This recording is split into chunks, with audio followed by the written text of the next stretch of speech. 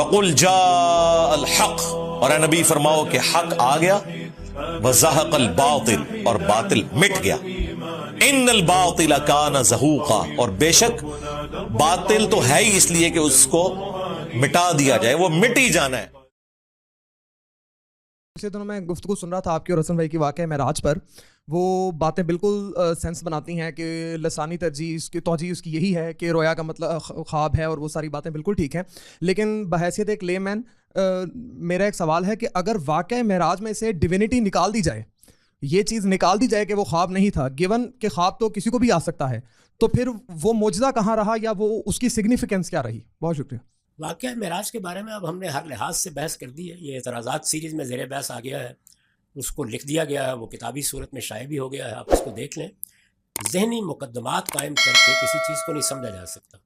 یہ بات کہ وہ ایک معجزہ تھا، یہ قرآن نے کہیں بیان نہیں کیا، کسی کا بیان نہیں۔ یہ بات کہ اس کا مقصد وہ تھا جو معجزات کا مقصد ہوتا ہے، یہ بھی کہیں بیان نہیں۔ یہ سرے سے بات ہی نہیں ہے، لہٰذا اس زاویے سے دیکھنے کی بھی کوئی ضرورت نہیں۔ آپ میری تفسیر میں دیکھیے، آپ استاذ امام کی تفسیر میں دیکھیے، ہم نے یہ بتا دیا ہے کہ یہ رویا کیوں دکھایا گیا، اس کا مقصد کیا تھا۔ رویا دکھانے کا مقصد اور ہوتا ہے، معجزے کا مقصد بالکل اور ہوتا ہے۔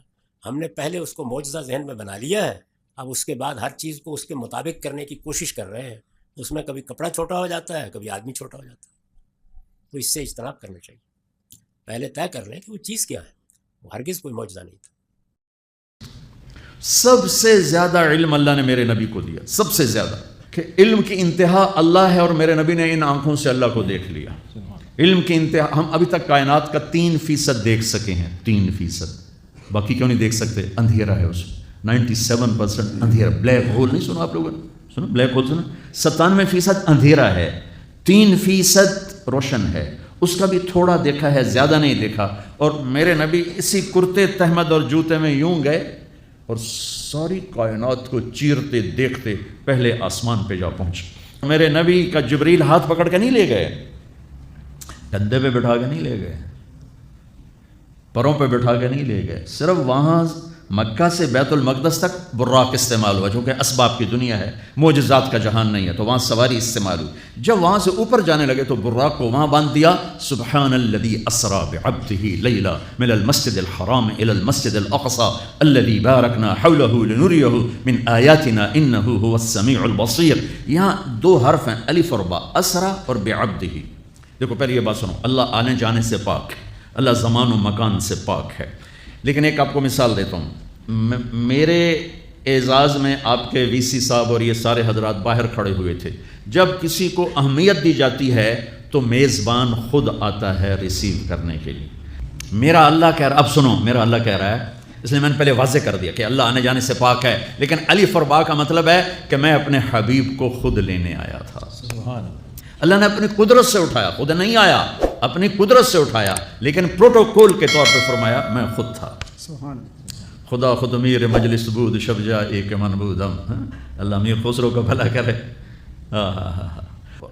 جس کو اللہ پروٹوکول دے، پہلا آسمان، آگے آدم علیہ السلام کھڑے ہوئے، مرحبا مرحبا مرحبا۔ دوسرا آسمان، یحییٰ زکریا عیسیٰ کھڑے ہوئے۔ تیسرا آسمان، یوسف کھڑے ہوئے۔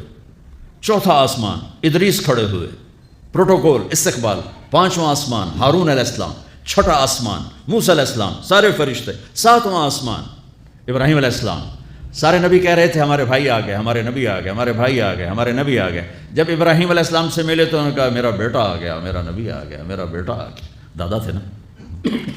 میں نے کہیں پڑھا نہیں، لیکن مجھے لگتا ہے کہ اللہ نے جب میرے نبی اوپر جا رہے ہوں گے آسمان و ہر آسمان سے، تو سارے آسمان بھرے ہوئے فرشتوں سے، کوئی سجدے میں، کوئی رکوع میں، کوئی قیام میں، کوئی تلاوت میں، کوئی ذکر میں، کوئی تسبیح میں۔ لیکن جب میرے نبی آئے ہوں گے نا تو اللہ نے سارے فرشتوں سے کہا ہوگا چھڑ دو ساری عبادت، آؤ میرے نبی کا دیدار کرو۔ آج میرے نبی کو دیکھو، آج تمہاری عبادت یہی ہے کہ میرے نبی کا دیدار کرو۔ سارے انبیاء کھڑے ہوئے ہیں استقبال کے لیے۔ ساتویں آسمان سے اوپر اٹھے تو سدرۃ المنتہا، وہاں جبریل ختم، بس کہ یا رسول اللہ اس سے آگے جو بھی جائے گا جل کے راکھ ہو جائے گا۔ میں اتنا بھی اوپر چلا گیا، اگر میں ایک بالشت اوپر چلا گیا تو میں جل کے راکھ ہو جاؤں گا، یعنی آگے میرے پاس ویزا کوئی نہیں، آگے آپ جانے، آپ کا رب جانے۔ اوپر سے کیا نیچے اترا جس پر میرے نبی کو بٹھایا گیا؟ اور آپ اوپر گئے اور اللہ کے عرش کے دروازے کھلے اور عرش جھوم رہا ہے کہ آج کوئی آ رہا ہے، کوئی آ رہا ہے۔ عرش پر قدم رکھے، عرش خوشی سے جھومنے لگا، اور پھر عرش اور اللہ کے درمیان لامحدود نورانی پردے میرے رب نے یوں ہٹائے اور مسکرا کے اپنے حبیب کا استقبال کیا۔ السلام علیک ایھا النبی ورحمۃ اللہ وبرکاتہ۔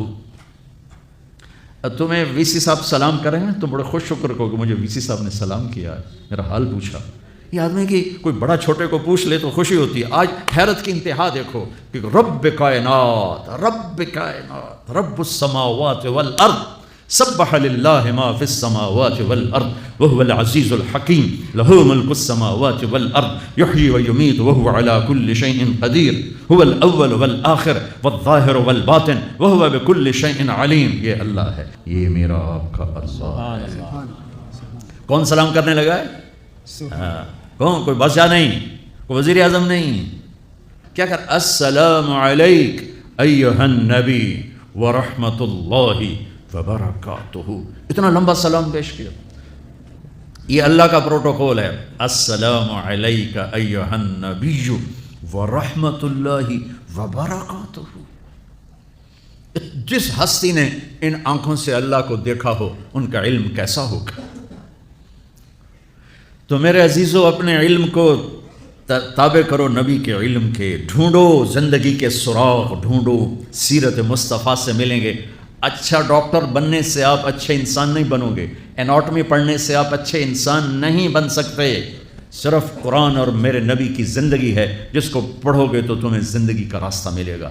کیا قرآن و حدیث سے اس بارے میں کوئی روشنی ملتی ہے کہ معراج کے سفر میں رسول اللہ صلی اللہ علیہ وسلم نے اللہ تعالیٰ کو اپنی آنکھوں سے دیکھا تھا یا نہیں؟ دیکھیں، اس پہ دلائل سے تو میں بعد میں کسی وقت ریکارڈ کروا دوں گا پوری تفصیل سے، لیکن اس میں دونوں رائے ہیں علماء کی۔ بعض علماء کہتے ہیں نبی صلی اللہ علیہ وسلم نے اپنی آنکھوں سے دیکھا تھا، بعض کہتے ہیں نہیں دیکھا تھا۔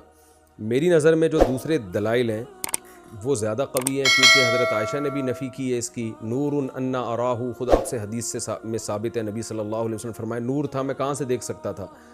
اور اس دنیا کی آنکھوں سے تو قرآن مجید میں بھی ہے لا تدرکہ الابصار وہو یدرک الابصار، کہ اس دنیا کی آنکھوں سے اس دنیا میں دیکھنا ممکن نہیں ہے۔ معراج پہ جب آپ صلی اللہ علیہ وسلم گئے وہ تو اسی عالم میں گئے ہیں، عالم خواب میں یا عالم ارواح میں تھوڑی گئے، وہ تو انہی آنکھوں کے ساتھ گئے۔ بہرحال دوسری طرف بھی دلائل ہیں، لیکن میری رائے میں زیادہ قوی دلائل اس طرف ہیں کہ دیکھنا ثابت نہیں۔ جزاک اللہ۔ سر میرے کوشچن سے آپ جو میں نے پاک میں پڑھے تو میں آپ سے جاننا چاہ رہی تھی کہ ایک تو یہاں بتایا جاتا ہے کہ معراج کی رات آپ صلی اللہ علیہ وسلم نے اللہ تعالیٰ کا دیدار کیا تھا، تو سورہ نجم میں بتایا جاتا ہے کہ آپ کو اللہ تعالیٰ کے قریب، ہمیں یہاں پہ حدیث بتائی جاتی ہے صحیح بخاری کی کہ حضرت عائشہ رضی اللہ عنہا کیا کہتی ہیں کہ جس نے یہ کہا کہ آپ صلی اللہ علیہ وسلم نے اللہ کا دیدار کیا ہے مطلب جاگتی آنکھوں سے، تو اس نے ان پر جھوٹ باندھا، جبکہ کہا جاتا ہے کہ وہ ان کے بہت قریب ہوئے۔ جب خواب میں تو آپ صلی اللہ علیہ وسلم نے دیدار کیا لیکن جاتی آنکھوں سے نہیں کیا معراج کیا، تو اس بارے میں مجھے تھوڑی سی ڈیٹیل بتاؤ۔ دیکھیں، اللہ تعالیٰ جسم نہیں ہے، جسمانی نہیں ہے، اللہ تعالیٰ کا دیکھنا یہ ناممکن ہے۔ قرآن مجید نے فرمایا کہ بسم اللہ الرحمن الرحیم لا تدرکہ الابصار وہو یدرک الابصار، آنکھیں اللہ کو نہیں دیکھ سکتی اور اللہ تعالیٰ آنکھوں کو دیکھتی ہے، وہو یدرک الابصار وہو اللطیف الخبیر، وہ لطیف و خبیر ہے۔ تو اللہ تعالیٰ نہ دنیا میں نہ آخرت میں نظر آئے گا۔ شب معراج بھی رسول پاک صلی اللہ علیہ وسلم نے اللہ کو نہیں دیکھا۔ شب معراج ما کذب الفؤاد ما رأى، یہ جو قرآن مجید میں ہے وَلَقَدْ رَآهُ نَزْلَةً أُخْرَىٰ عِندَ السِّدْرَةِ الْمُنتَهَىٰ، یہ جبرائیل کی بات ہو رہی ہے، جبرائیل کی اصلی شکل میں، اصلی جو شکل ہے جبرائیل علیہ السلام کے، اس کے جو جتنا خوبصورت ہے، جتنا حسن ہے، اس کے شہپر ہیں، جو اللہ تعالیٰ نے اس کو جو حسن دیا ہے وہ رسول پاک صلی اللہ علیہ وسلم نے ما کذب الفؤاد ما رأى، یہ جو اس نے دیکھا ہے وہ جبرائیل علیہ السلام کو دیکھا۔ اللہ تعالیٰ نظر نہیں آتا۔ یہ اہل بیت علیہ السلام کے احادیث میں متواترات میں سے کہ اللہ تعالیٰ کبھی نظر نہیں آئے گا، نہ دنیا میں نہ آخرت میں، اور جو کہتا ہے کہ اللہ تعالیٰ نظر آتا ہے وہ اللہ تعالیٰ کو جسم بنا لیتا ہے، اور یہ ہماری مذہب میں بلکہ اکثر مسلمین کے مذہب میں، اشاعرہ کے نزدیک، ماتوریدیہ کے نزدیک یہ باطل ہے جی، اور یہ صرف اہل حدیث میں ہے، اور جو وہابی لوگ ہیں وہ کہتے ہیں اللہ تعالیٰ نظر آتا ہے۔ یہاں پاکستان کے حنفی مسلک میں یہاں تک آ جاتا ہے کہ آپ صلی اللہ علیہ وسلم ایک بار دیدار کیا، خواب، جبکہ امام ابو حنیفہ نے خواب میں 100 مرتبہ اللہ تعالیٰ کی دیدار کیا۔ تو عرض یہی ہے کہ وہ بس رؤیت ہمارے نزدیک باطل ہے. مزید کوئی سوال ہے تو حکم کریں. اللہ نظر نہیں آتا. اچھا ایک سورہ واقعہ ہے اس میں جو جنتیوں کے 3 گروپ بتائے گئے ہیں. ایک تو وہ ہے جو کہ جیسے اعلیٰ درجے کے ہو گئے تو بس وہ جیسے کہتے ہیں کہ ایک سابقون اولئک المقربون. جی جی جی ان میں انہوں نے کہا جہاں تک میں نے ترجمہ پڑھا تو مجھے سمجھ آئی کہ کچھ کو تو جو پہلے جو درجے کے لوگ ہیں ان کو حوروں کا وعدہ کیا ہے، جو دوسرے درجے کے لوگ ہیں ان کو یہ یہاں سے مطلب کہ حور کا کوئی وعدہ نہیں ہے، ان کی تو بیویاں ہی ہوں. تو اس طرح کی کوئی ہے اس تفسیر ہے؟ یہاں کے ترجمے ڈفرینٹ ہوئے ہوتے ہیں تو ایسی خاص سمجھ نہیں آتی. مجھے آپ کی سوال کی سمجھ نہیں آئی. تو ایک کو کیا وعدہ ہوا ہے؟ 3 درجے ہو گئے. ایک تو ہو گئے جو اعلیٰ درجے کے لوگ ہیں جن کو حوروں کا وعدہ کیا گیا. دوسرے درجے کے لوگوں کو یہ کہا گیا کہ ان کے لیے حوریں نہیں ہیں، ان کی بیویاں ہی ان کو وہاں پر ملیں. جنت میں انسان جو چاہتا ہے اللہ دے دیتا ہے. ٹھیک ہے نا. جنت میں اللہ وہاں پہ ایسے عیش و عشرت ہے جو انسان اس کا سوچ بھی نہیں سکتا. ٹھیک ہے نا. جو بھی اللہ تعالیٰ انسان اللہ سے مانگے جنت میں انسان کو مل جاتا ہے. ٹھیک ہے نا. تو یہ نہیں ہے کہ جنت میں حور جو ہیں بعض لوگوں کے لیے بعض لوگوں کے لیے نہیں ہے. جو ہماری جو بہنیں ہیں مومنہ ہیں وہ جب جنت میں جاتی ہیں نا تو ان کا مقام حوروں سے بہت افضل ہے. حوروں سے ان کے مقام حوروں سے کا مقابلہ ہی نہیں ہے. حور تو ان کے پسینے سے حور بنتی ہیں. ان کے وہ وضو لیتی ہیں تو ان کے وضو کے پانی سے قطروں سے حور بنتی ہیں. تو مومنہ کا مقام بہت اونچا ہے. ان کا قیاس حور سے نہیں کیا جا سکتا. اچھا اوکے ٹھیک ہوگا. اچھا شب قدر کے بارے میں سورہ قدر کے بارے میں آپ شیعہ تفسیر میں نے دیکھا کہ انا انزلناہ فی لیلۃ القدر. اس کے بارے میں کہتے ہیں کہ قدر سے مراد جو ہے وہ حضرت فاطمہ زہرا سلام اللہ علیہ. جی تو یہ ایک روایت ہے کہ شب قدر سے مراد فاطمہ زہرا سلام اللہ علیہا ہے. لیکن اکثر روایات میں یہی ہے کہ شب قدر وہ رات ہے. تو ہو سکتا ہے اس کی کوئی تعویل ہو. ہمیں اس کو تعویل کرنے کی ضرورت نہیں ہے. روایات میں اکثر یہی ہے کہ شب قدر وہی رات ہے. شب قدر ہے جس میں ملائکہ نازل ہوتے ہیں. تو یہ اکثر وہ ایک روایت ہے کہ شب قدر حضرت زہرا سلام اللہ علیہا. شاید اس کا مقصود یہ ہے کہ شب قدر کی جو فضیلت ہے کہ اس میں ملائکہ نازل ہوتے ہیں یا اولاد زہرا سلام اللہ علیہا ائمہ اطہار علیہ السلام پہ ملائکہ نازل ہوتی ہیں شب قدر. تو شاید اس سے مراد یہ ہے کہ شب قدر کی جو فضیلت ہے اس میں کیوں سے تنزل الملائکۃ والروح فیہا باذن ربہم من کل امر. یہ ملائکہ جو نازل ہوتی ہیں اولاد زہرا جو معصومین ہیں علیہم الصلوۃ والسلام ان پہ نازل ہوتی ہیں. شاید ہو سکتا ہے اس سے مراد یہ ہو. بہرحال روایات معروف مشہور زیادہ شب قدر وہی رات ہے جو رمضان میں ہوتی ہے. جی اچھا آپ نے فرمایا کہ نہیں ہوتا اللہ تعالیٰ کا دیدار. تو پھر یہ جو کہا جاتا ہے کہ رات میں تہجد کے وقت ہر آدھی رات کے بعد اللہ تعالیٰ پہلے آسمان پر آتے ہیں اور ہر ایک کو ندا کرتے ہیں. وہ مسلم کی وہ بخاری کی حدیث ہے کہ اللہ تعالیٰ نیچے آتا ہے. تو اللہ تعالیٰ نے نیچے آتا ہے نہ اوپر جاتا ہے. ٹھیک ہے نا. ہمارے مذہب میں اللہ تعالیٰ کوئی محدود چیز نہیں ہے. اس کے لیے اوپر جانا ہے ہی نہیں. اوپر نیچے کون جاتا ہے؟ ہم جاتے ہیں. ہم انسان ہیں. ابھی اس کمرے میں پھر دوسرے کمرے میں جائیں گے. تو یہ انسانوں کے لیے اللہ تعالیٰ ایک مکان سے دوسرے مکان تک منتقل نہیں ہوتا. یہ سب صرف شیعہ کا عقیدہ نہیں ہے. اشاعرہ کا ماتوریدیہ کا بھی یہی عقیدہ ہے. احناف سب کا حنفیوں کا یہی عقیدہ ہے. صرف کس کا عقیدہ یہ ہے؟ یہ محدثین کا احمد بن حنبل کے ماننے والوں کا عقیدہ ہے کہ اللہ تعالیٰ خود نیچے آتا ہے کیونکہ وہ تجسیم کے قائل ہیں مجسم. نہیں جو تہجد میں پھر دعا کا کہا جاتا ہے وہ تہجد کے لیے وہ اس کی تعویل ہے. وہ اشاعرہ ماتوریدیہ وہ تعویل کرتے ہیں کہ اللہ کی رحمت نیچے آتی ہے نہ کہ خود اللہ آتا ہے. اللہ کا رحمت نیچے آتا ہے. ٹھیک ہے نا. اللہ کا غفران آتا ہے اللہ کا رحمت آتا ہے. یہ نہ کہ خود اللہ تعالیٰ نیچے آتا ہے. اس سے وہ مراد لیتے ہیں. اوکے بس ایک چھوٹا سا کوشچن اور ایک سورہ یوسف میں جو واقعہ زلیخا بتایا جاتا ہے تو قرآن کریم میں اس کا ذکر نہیں ہے. سورہ یوسف میں تو سورہ یوسف میں زلیخا کا جو واقعہ بتایا جاتا ہے کہ وہ پھر سے جوان ہوئی اور حضرت یوسف سے ان کا نکاح ہوا. تو ایسا قرآن کریم میں تو نہیں ہے. کیا یہ روایات ہیں یا یہ جھوٹ ہے من گڑت ہے؟ ابھی مجھے نہیں معلوم کہ یہ روایات مجھے ابھی میرے ذہن میں نہیں ہے. بہرحال وہ کافی مشہور ہے. یہ روایات جو ہیں بعض اس میں اسرائیلیات بھی ہو سکتی ہیں لیکن ابھی میرے ذہن میں نہیں ہے. ٹھیک ہے نا. اس کے متعلق میرے ذہن میں کچھ نہیں ہے. یہ احادیث معتبر ہیں یا نہیں مجھے نہیں معلوم. بہت مہربانی آپ. Thank you. ابھی ہمارے پاس تشریف لائیں مولوی صاحب. بسم اللہ. السلام علیکم. اللہ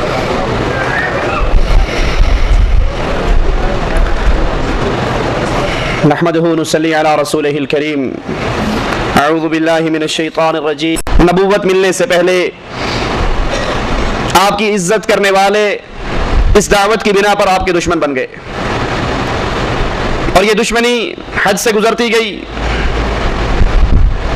کبھی تو دوران نماز آپ کے کندھوں پر اونٹ کی جیر پھینکی گئی, کبھی آپ کے گلے کے اندر کپڑا ڈال کر بل دیے گئے, کبھی آپ کے راستے میں کانٹے اور پتھر بچھائے گئے، کبھی آپ کے ساتھیوں کو تپتے ہوئے ریت اور کوئلوں پر لٹایا گیا۔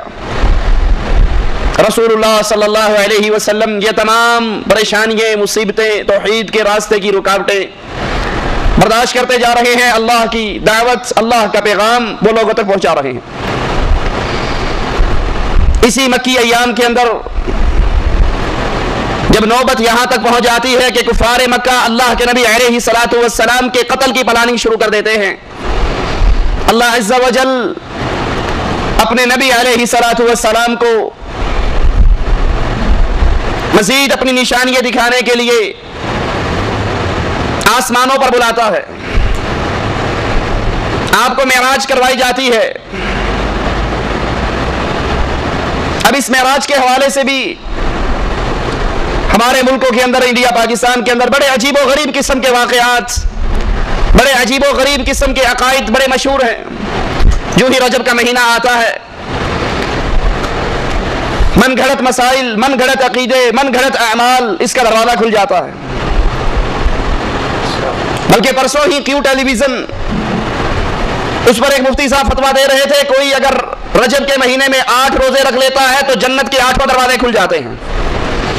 کوئی یہ کر لیتا ہے تو یہ ہو جاتا ہے، یہ کر لیتا ہے تو یہ ہو جاتا ہے۔ اس معراج کے واقعے کو سامنے رکھ کر ہمارے ہاں بڑی نظمیں اور نعتیں بنی ہوئی ہیں۔ ایک بڑی مشہور نعت ہے، پنجابی کا شاعر کہتا ہے، کی نہیں کیتا یار نے ایک یار واسطے، رب محفلاں سجائیاں دیدار واسطے۔ بالکل جیسے عاشق اور معشوق کی ملاقات ہوتی ہے، اس معراج کے سفر کو وہی صورت دے دی گئی ہے کہ عرش سجا رہے تھے، عرش سج رہا تھا، اللہ کے نبی جا رہے تھے، اور اللہ نے اپنے نبی کے دیدار کے لیے یہ سارا معاملہ کروایا تھا۔ پاس بٹھا کر دیکھنا تھا کہ اللہ اپنے عرش پہ ہوتے ہوئے اپنی مخلوق کو نہیں دیکھ رہا۔ آئیے ذرا قرآن و حدیث سے، اللہ کے نبی علیہ الصلوۃ والسلام کی سیرت سے اس واقعے کی حقیقت تو دیکھیں۔ اللہ کے نبی علیہ الصلوۃ والسلام ام ہانی کے گھر کے اندر آرام کر رہے، جبرائیل علیہ الصلوۃ والسلام آتے ہیں، براق سواری ان کے ساتھ ہے جو خچر سے چھوٹی، گدھے سے بڑی۔ اللہ کے نبی علیہ الصلوۃ والسلام کو اس سواری پر بٹھایا جاتا ہے۔ اگر اسی ایک معراج کے سفر کو اور معراج کے سفر سے جو سبق ہمیں ملتا ہے اس کو یاد کر لیا جائے تو انڈیا، پاکستان، بنگلہ دیش، افغانستان، یہ بر صغیر کے لوگوں کے عقیدوں میں سے بہت سے عقیدوں کی صفائی ہو جاتی ہے۔ اللہ کے نبی صلی اللہ علیہ وسلم جو ہی براق پر بیٹھتے ہیں، یہ جانور تھر تھراتا ہے، کانپتا ہے۔ نوریوں کا سردار ہے جبرائیل علیہ السلام، ساری نوری مخلوق کا سردار، یہ آگے بڑھ کر براق کی لگام کو تھام لیتا ہے۔ سوار کون ہے؟ بشر۔ خادم کون ہے؟ نوری۔ اگر نبی کو نوری اس لیے کہتے ہو کہ نوریوں کی شان زیادہ ہے تو ذرا ملاحظہ تو کرو، یہاں بشر سواری کر رہا ہے اور نوری غلامی کر رہا ہے۔ رسول اللہ صلی اللہ علیہ وسلم براق پر آپ کا سفر شروع ہوتا ہے، قرآن بیان کرتا ہے، سبحان الذی اسری بعبدہ لیلا من المسجد الحرام، پاک ہے وہ اللہ جو لے گیا اپنے بندے کو مسجد حرام سے مسجد اقصی۔ اللہ کے نبی علیہ الصلوۃ والسلام مسجد اقصی میں پہنچتے ہیں۔ ابراہیم علیہ السلام، اسماعیل علیہ السلام، عیسیٰ، موسیٰ، آدم، نوح علیہ السلام انبیاء کا مجمع ہے۔ ایک روایت میں آتا ہے، آپ پوچھتے ہیں یہ کون ہے؟ جواب ملتا ہے آپ سے پہلے گزرے ہوئے انبیاء ہیں، آپ نے ان کی امامت کروانی ہے، ان کو نماز پڑھانی ہے۔ اب سوچئے، غور کیجئے، آدم موجود ہے، نوح موجود ہے، ابراہیم موجود ہے، اسماعیل موجود ہے، یعقوب موجود ہے، یوسف موجود ہے، ادریس موجود، یہ انبیاء کا مجمع موجود ہے۔ لیکن جب محمد الرسول اللہ موجود ہو تو کسی اور کو جرت نہیں ہوتی وہ مصلی پہ کھڑا ہو جائے۔ سارے انبیاء کی جماعت رسول اللہ صلی اللہ علیہ وسلم نے کروائی تاکہ یہ دنیا یاد کر لے، یہ نبی صرف آنے والوں کا امام نہیں، جانے والوں کا بھی امام ہے۔ یہ امتیوں کا ہی امام نہیں، یہ انبیاء کا بھی امام ہے۔ امام الانبیاء محمد الرسول اللہ صلی اللہ علیہ وسلم۔ آپ سے بڑا امام کوئی اور ہے؟ امام اعظم ہے، قائد اعظم ہے، رہبر اعظم ہے، رہنما اعظم ہے محمد الرسول اللہ صلی اللہ علیہ وسلم۔ اللہ کے نبی صلی اللہ علیہ وسلم سے امام اعظم کا لقب چھین کر ہم نے اپنے مولویوں کو دے رکھا ہے، ہمارا امام اعظم فلاں ہے، ہمارا امام اعظم فلاں ہے، حالانکہ امام اعظم سب سے بڑے امام، جو نبیوں کے بھی امام، امتیوں کے بھی امام، وہ صرف محمد رسول اللہ صلی اللہ علیہ وسلم۔ آپ جماعت کرواتے ہیں، آسمان کی طرف سفر شروع ہوتا ہے، پہلے آسمان پر پہنچتے ہیں، پہلے آسمان کا دربان جبرائیل علیہ السلام سے پوچھتا ہے آپ کے ساتھ کون ہے؟ جواب ملتا ہے محمد الرسول اللہ ہے صلی اللہ علیہ وسلم۔ پہلے آسمان پر پہنچے، جبرائیل کہتے ہیں اللہ کے نبی یہ آپ کے بابا آدم ہیں، ان کو سلام کیجئے۔ اللہ کے نبی حضرت آدم کو سلام کرتے ہیں، غور کرنا ایک ایک واقعے پر، ایک ایک نقطے پر۔ جبرائیل بتا رہے ہیں اللہ کے نبی یہ آدم ہیں، سلام کیجئے۔ اللہ کے نبی سلام کہتے ہیں، آدم علیہ السلام کہتے ہیں وعلیکم السلام، مرحبا پیارے بیٹے اور پیارے نبی، نیک بیٹے اور نیک نبی۔ اللہ کے نبی صلی اللہ علیہ وسلم دیکھتے ہیں آدم علیہ السلام کے دائیں طرف بھی کچھ لوگ ہیں جن کو دیکھ کر آدم ہنستے ہیں، بائیں طرف کچھ لوگ ہیں جن کو دیکھ کر روتے ہیں۔ پوچھتے ہیں یہ کیا ماجرا ہے؟ جبرائیل بتاتے ہیں اللہ کے نبی جو آدم علیہ السلام کے دائیں طرف ہیں یہ وہ آدم کی اولاد ہے جو جنت میں جائے گی، ان کو دیکھتے ہیں خوش ہوتے ہیں، اور جو بائیں طرف ہیں یہ جہنمی ہے، ان کو دیکھتے ہیں تو روتے ہیں۔ اللہ کے نبی علیہ السلام پہلے آسمان سے دوسرے آسمان پر جاتے ہیں، رسول اللہ صلی اللہ علیہ وسلم جبرائیل ساتھ ہے، آسمان کا فرشتہ سوال کرتا ہے، جبرائیل سے پوچھتا ہے آپ کے ساتھ کون ہے؟ وہی جواب ملتا ہے کہ محمد الرسول اللہ صلی اللہ علیہ وسلم میرے ساتھ ہے۔ اللہ کے نبی علیہ السلام دوسرے آسمان پر پہنچتے ہیں، حضرت عیسیٰ اور حضرت یحییٰ ان دونوں نبیوں سے اللہ کے نبی علیہ السلام کی ملاقات دوسرے آسمان پر ہوتی ہے۔ عیسیٰ علیہ السلام درمیانہ قد، سرخ و سفید رنگ، بال آپ کے کھڑے ایسے جیسے ابھی نہا کر آئے ہیں، آپ ان کو سلام کہتے ہیں، یہ آپ کا سلام کا جواب دیتے ہیں مرحبا صالح نبی، صالح بھائی۔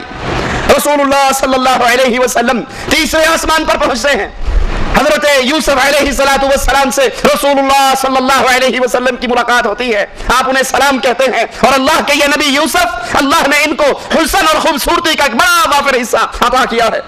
رسول اللہ صلی اللہ علیہ وسلم چوتھے آسمان پر پہنچتے ہیں، دربان آسمان کا جبرائیل علیہ السلام سے وہی باتیں دہراتا ہے، آپ وہی جواب دیتے ہیں۔ یہاں چوتھے آسمان پر رسول اللہ صلی اللہ علیہ وسلم کی ملاقات حضرت ادریس علیہ السلام سے ہوتی ہے۔ اللہ کے نبی پانچویں آسمان پر حضرت ہارون علیہ السلام سے ملاقات ہوئی، آپ نے سلام کہا، انہوں نے جواب دیا مرحبا پیارے بھائی اور پیارے نبی۔ رسول اللہ صلی اللہ علیہ وسلم چھٹے آسمان پر پہنچتے ہیں، اور یہاں آپ کی ملاقات موسیٰ علیہ السلام سے ہوتی ہے، آپ سلام کہتے ہیں، حضرت موسیٰ جواب دیتے ہیں۔ جب اللہ کے نبی آگے بڑھتے ہیں تو موسیٰ علیہ السلام رونے لگ جاتے ہیں۔ جبرائیل علیہ السلام پوچھتے ہیں کیا ماجرا ہے؟ وہ کہتے ہیں یہ نبی مجھ سے بعد میں آنے والے، لیکن اس کی امت میری امت سے زیادہ ہوگی، اور اہل جنت کے اندر بھی اس کی امت کی تعداد باقی نبیوں کی امتوں سے زیادہ ہوگی، یہ سوچ کر میں خوشی سے میرے آنسو نکلتے ہیں۔ رسول اللہ صلی اللہ علیہ وسلم ساتویں آسمان پر پہنچتے ہیں، اللہ کے نبی علیہ السلام کی ملاقات حضرت ابراہیم علیہ السلام سے ہوتی ہے۔ ابراہیم بیت معمور جو فرشتوں کی مسجد ہے اس کا ٹیک لگا کر بیٹھے ہوئے، یہ وہ مسجد ہے جس کے بارے میں رسول اللہ صلی اللہ علیہ وسلم نے فرمایا بیت معمور میں روزانہ 70,000 فرشتہ نماز پڑھتا ہے، لیکن سنو جو فرشتہ ایک نماز پڑھ لیتا ہے دوبارہ قیامت تک اس کا نمبر ہی نہیں آتا۔ اتنی بڑی تعداد اللہ کے فرشتوں کی۔ ابراہیم علیہ السلام، جبرائیل کہتے ہیں اے نبی یہ آپ کے باپ ابراہیم ہیں، ان کو سلام کیجئے۔ اللہ کے نبی علیہ السلام سلام کرتے ہیں۔ اس کے بعد آپ کو سدرۃ المنتہا پر، سدرۃ المنتہا بیری کا ایک درخت ہے، اللہ کے نبی علیہ السلام فرماتے ہیں یہ درخت، اس کے بیر جیسے حجر کے مٹکے ہو، آپ نے دیکھا ہوگا اپنے علاقوں میں گھڑے، یہ ان مٹکوں جتنے بیر ہیں، اس کے پتے ہاتھی کے کان کے برابر ہیں۔ جبرائیل نے بتایا یہاں سے 4 نہریں نکلتی ہیں، 2 دنیا والوں کے لیے ہیں اور 2 اہل جنت کے لیے ہیں، دنیا والوں سے پوشیدہ ہے۔ زمین سے جتنے فرشتے اوپر بڑھتے ہیں یہاں آ کر رک جاتے ہیں, اوپر سے جتنے فرشتے اترتے ہیں وہ بھی یہاں آ کر رک جاتے ہیں, جو انہوں نے لینا ہوتا ہے یہاں سے لے لیتے ہیں, اور جو انہیں دیا جاتا ہے وہ یہاں پر دیا جاتا ہے. رسول اللہ صلی اللہ علیہ وسلم کے سامنے دودھ کا پیالہ, شراب کا پیالہ اور شہد کا پیالہ پیش کیا جاتا ہے. اللہ کے نبی علیہ الصلوۃ والسلام دودھ کا پیالہ لیتے ہیں اور اسے پی لیتے ہیں. جبرائیل علیہ الصلوۃ والسلام فرماتے ہیں کہ یہ اللہ کا شکر ہے, آپ نے فطرت کو قبول کیا, آپ کی پوری امت فطرت پر ہے اور آپ بھی فطرت پر ہیں. یہاں رسول اللہ صلی اللہ علیہ وسلم پر 50 نمازیں فرض کی جاتی ہیں. رسول اللہ صلی اللہ علیہ وسلم واپس آتے ہیں, حضرت موسیٰ علیہ السلام کے پاس سے گزر ہوتا ہے. موسیٰ علیہ السلام پوچھتے ہیں کیا ملا, معراج کا تحفہ کیا ہے؟ آپ فرماتے ہیں نمازیں فرض ہوئی ہیں 50 نمازیں. موسیٰ علیہ السلام فرماتے ہیں اے اللہ کے نبی, مجھے بنی اسرائیل کا تجربہ ہے, آپ سے پہلی امت کی طرف میں بھیجا گیا, یہ اتنی نمازیں نہیں پڑھ سکیں گے, جائیے اللہ سے درخواست کیجئے اللہ ان نمازوں میں تخفیف کر دے. رسول اللہ صلی اللہ علیہ وسلم واپس جاتے ہیں, نمازیں 40 ہو جاتی ہیں, پھر آتے ہیں, پھر موسیٰ علیہ السلام پوچھتے ہیں کتنی رہ گئی, جواب دیا جاتا ہے اتنی نمازیں ہیں. وہ کہتے ہیں دوبارہ جائیے اللہ سے پھر درخواست کیجئے اللہ آپ کی نمازوں کو مزید کم کر دے, اس امت سے اتنی نمازیں نہیں پڑھی جائیں گی. اللہ کے نبی پھر جاتے ہیں, پھر واپس آتے ہیں, موسیٰ علیہ السلام پھر دوبارہ بھیجتے ہیں, اور اس طرح بار بار آنے جانے کے بعد رسول اللہ صلی اللہ علیہ وسلم آ کر بتاتے ہیں کہ 5 نمازیں رہ گئی ہیں, اللہ نے باقی نمازیں معاف کر دی. موسیٰ علیہ السلام فرماتے ہیں بنی اسرائیل کا مجھے تجربہ ہے, اس امت کے پاس میں جا کر دیکھ چکا ہوں, یہ نمازیں بھی مشکل ہیں, آپ جائیے اللہ. آخری حدیث جو بخاری مسلم دونوں میں ہے, جس پہ آج کی گفتگو کنکلوڈ ہوگی, صحیح بخاری میں وہ مختصر آئی ہے, لیکن مسلم شریف میں اتنی تفصیل کے ساتھ آئی ہے اور اتنی مزیدار ورڈنگ کے ساتھ ہے کہ میں ورڈ بائی ورڈ اپنی ماں سیدہ عائشہ سلام اللہ علیہا کا عقیدہ صحیح مسلم سے ورڈ بائی ورڈ پیش کروں گا. بخاری میں بھی ہے لیکن مسلم والا طریق جو ہے وہ تفصیلی ہے. سنیں جناب, اس کا مزہ لوٹیں. بخاری میں 4855, مسلم میں 439.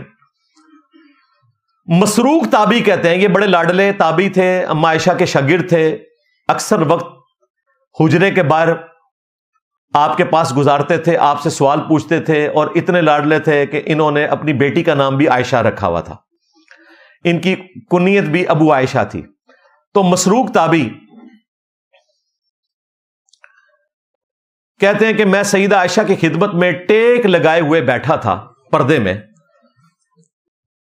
تو اما عائشہ نے مجھ سے فرمایا اے ابو عائشہ, 3 چیزیں ہیں جس نے ان میں سے کسی ایک بات کا بھی عقیدہ رکھا اس نے اللہ پر بہت بڑا جھوٹ باندھا. میں نے پوچھا وہ باتیں کون سی ہیں؟ آپ دیکھیں کہ نبی علیہ السلام کی سب سے لاڈلی بیوی سیدہ خدیجہ کے بعد امت کی ماں, سینکڑوں صحابہ کی استاد, 47 ایئرز اسی حجرے میں رہیں اور دین سکھاتی رہیں. نبی علیہ السلام کی وفات کے بعد بڑے بڑے مسائل جب پھنس جاتے تھے, اماں کی طرف صحابہ کرام رجوع لاتے تھے. وہ اماں اپنے ایک لاڈلے شاگرد کو, اپنے بیٹے کو 3 عقیدے ایسے بتانے جا رہی ہیں کہ وہ کہتی ہیں کہ اگر یہ 3 عقیدے کوئی اس طریقے سے رکھے جو غلط عقائد ہیں تو وہ اپنے رب پہ جھوٹ باندھ رہا ہوگا. تو میرے خیال ہے ہم بھی اپنے ماں کے بیٹے ہیں, ہمیں بھی چاہیے, ظاہر ہماری ماں ہے, النبی اولا بالمؤمنین من انفسہم وازواجہ امہاتہم, نبی مومنین کی جانوں پر ان سے بڑھ کر حق رکھتے ہیں, اور نبی کی بیویاں امت کی مائیں ہیں. تو ہمیں بھی چاہیے کہ اپنی ماں سے اپنے روحانی باپ یعنی محمد رسول اللہ صلی اللہ علیہ وآلہ وسلم کے عقائد سیکھ لیں جو انہوں نے اپنی بیوی کو, ہماری ماں کو سکھائے. تو اماں کہتی ہیں کہ یہ 3 باتیں ایسی ہیں ان میں سے کوئی ایک کا بھی قائل ہو وہ اللہ پہ بہت بڑا جھوٹ باندھ رہا ہے. پھر انہوں نے پہلی بات کا ذکر کیا, جس نے یہ گمان کیا کہ محمد نے اپنے رب کو دیکھا تو اس نے اللہ پر بہت بڑا جھوٹ باندھا. لو جی, کام ہی مک گیا ہے, پہلا چھکا. اما عائشہ, آپ کہہ سکتے ہیں نہیں جی ابن عباس قائل ہیں تو یہ صحابی کا قول صحابی کے قول سے ٹکرا جائے تو آپ کوئی بھی رائے رکھ سکتے ہیں. نا, وہ قول تھا, اما عائشہ کی مرفوع حدیث ہے, رسول اللہ سے پوچھنے پر. وہ آگے الفاظ سنیں. جب انہوں نے یہ بات کی نا کہ اللہ پر بہت بڑا جھوٹ باندھے گا جو کہے گا کہ رسول اللہ نے اپنے رب کو دیکھا.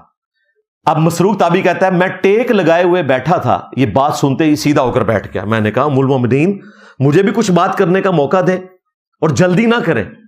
قرآن میں تو اللہ نے فرمایا وَلَقَدْ رَآهُ بِالْأُفُقِ الْمُبِينِ, بے شک رسول اللہ نے اسے روشن کنارے پر دیکھا. اور پھر اگلی آیت پڑھی کہ آپ علیہ السلام نے اسے ایک بار اترتے ہوئے دیکھا. وَلَقَدْ رَآهُ نَزْلَةً أُخْرَى, اور آپ علیہ السلام نے اسے ایک بار اترتے ہوئے دیکھا. یہ آیات مسروق تابعی کہہ رہا ہے اللہ کے بارے میں ہے کہ نبی علیہ السلام نے اللہ کو دیکھا. تو اما عائشہ کہتی ہیں میں اس امت میں سب سے پہلی ہوں جس نے ان آیات کے بارے میں خود رسول اللہ سے پوچھا تھا. لو جی گل ختم ہو گئی صلی اللہ علیہ وآلہ وسلم.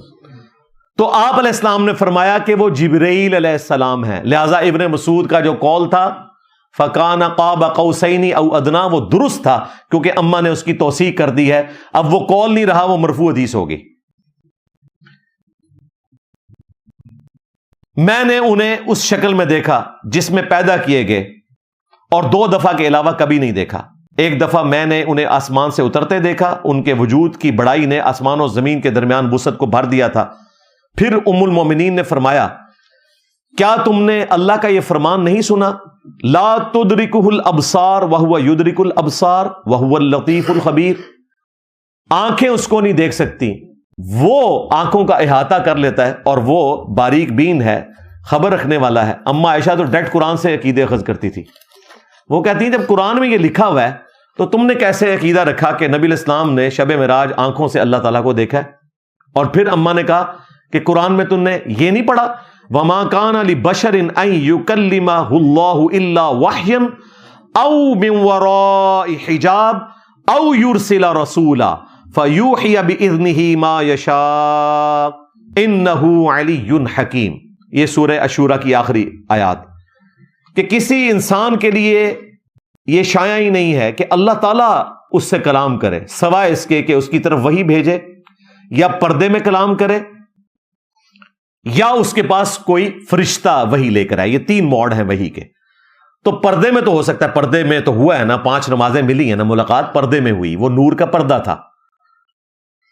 پھر ام المومنین نے کہا دوسری بات, جو شخص یہ سمجھتا ہے کہ نبی علیہ السلام نے اللہ کی کتاب میں سے کچھ چھپا لیا تو اس نے بھی اللہ پر جھوٹ باندھا.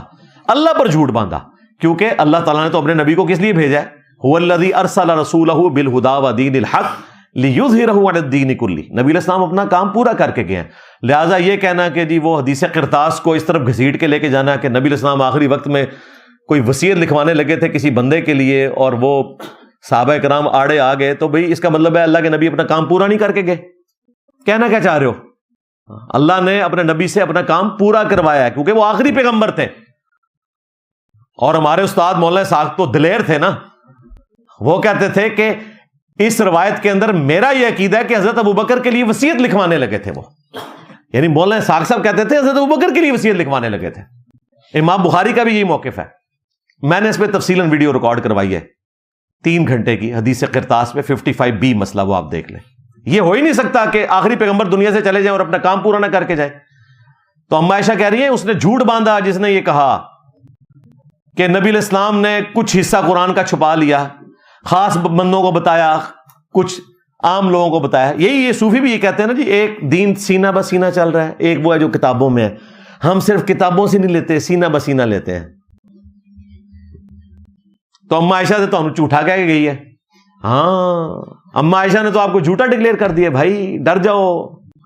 وہ کہہ رہی ہیں کہ ایسا شخص جھوٹا ہے اور اللہ پہ جھوٹ باندھا ہے جو کہہ رہا ہے کہ نبی علیہ السلام نے کوئی خاص بات کسی خاص بندے کو بتائی. بلکہ مولا علی کے بارے میں بخاری مسلم میں آتا ہے, ان کو کسی نے کہا کہ آپ کو رسول اللہ نے کوئی خاص ایسی باتیں بتائی ہیں جو باقی امت کو نہ بتائی. انہوں نے کہا وہی بتایا, قرآن دیا ہے.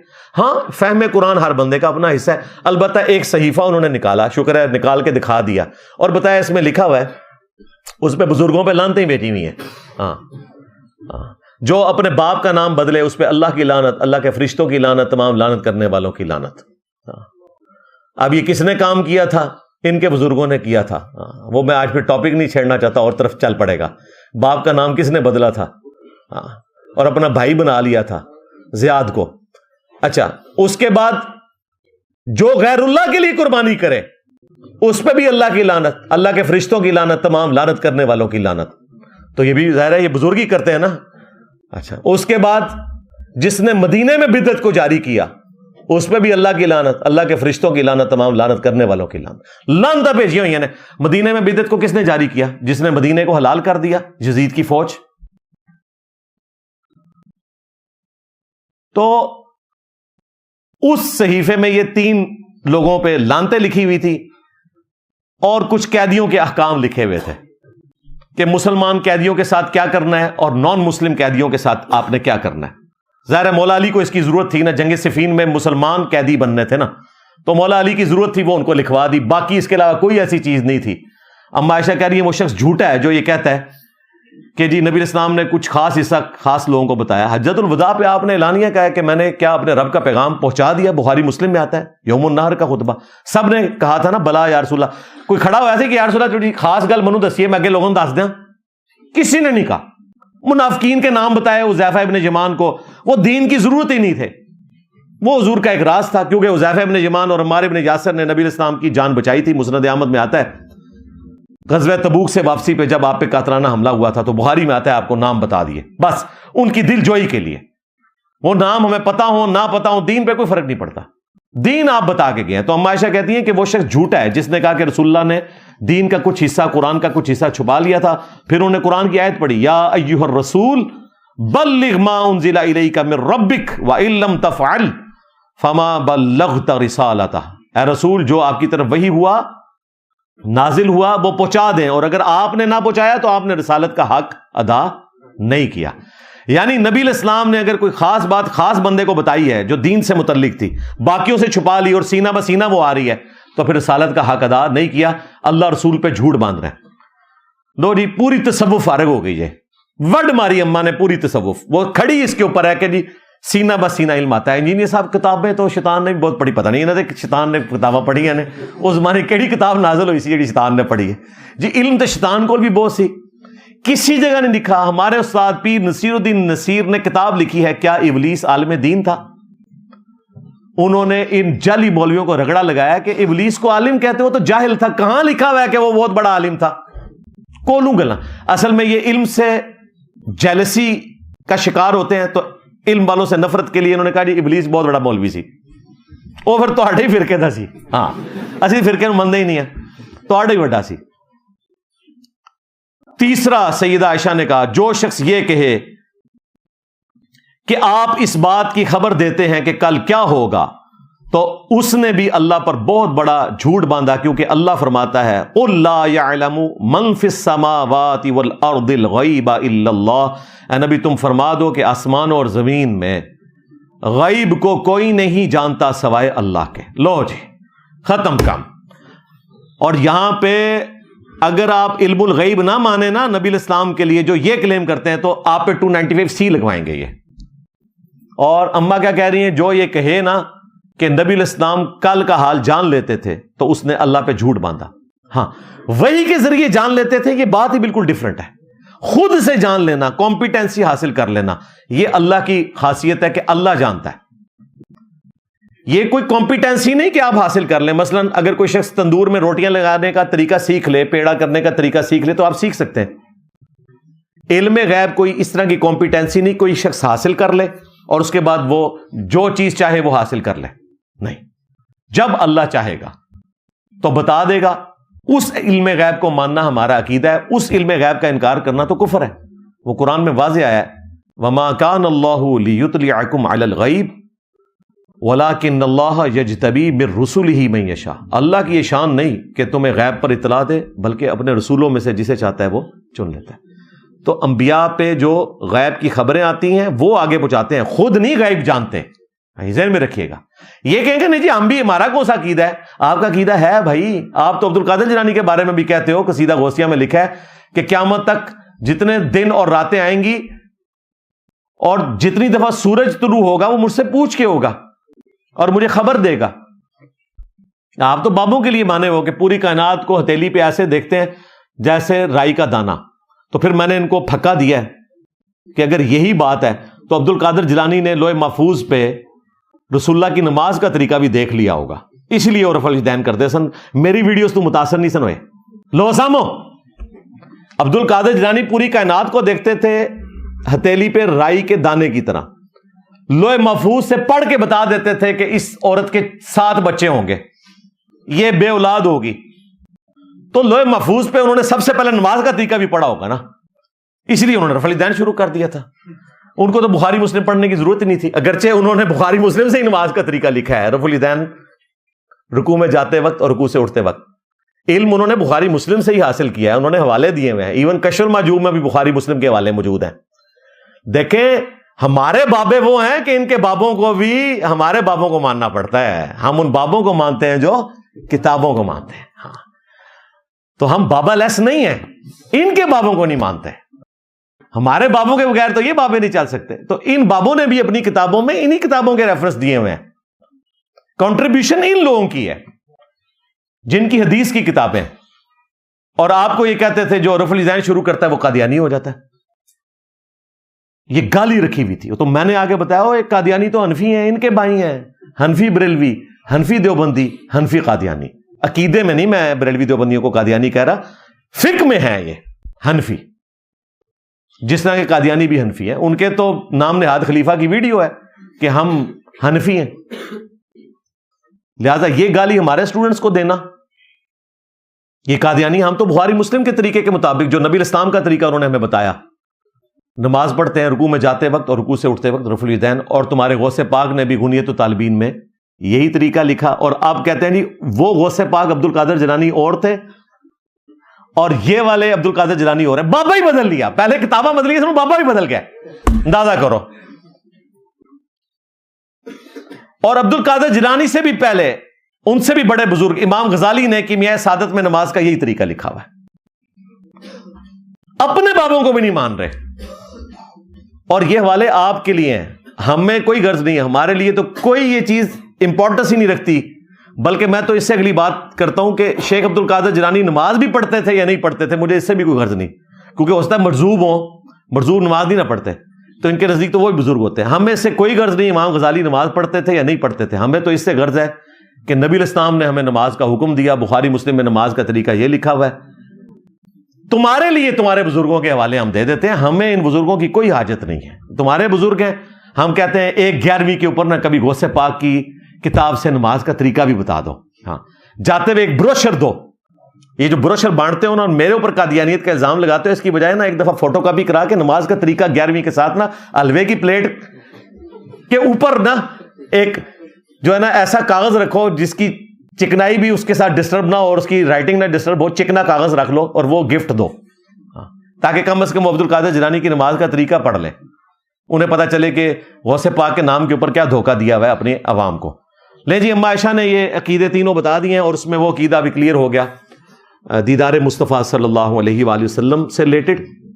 وَقُلْ جَاءَ الْحَقُ، اور اے نبی فرماؤ کہ حق آ گیا، وَزَهَقَ الْبَاطِلُ، اور باطل مٹ گیا. اِنَّ الْبَاطِلَ كَانَ زَهُوقًا، اور بے شک باطل تو ہے ہی اس لیے کہ اس کو مٹا دیا جائے، وہ مٹ ہی جانا ہے.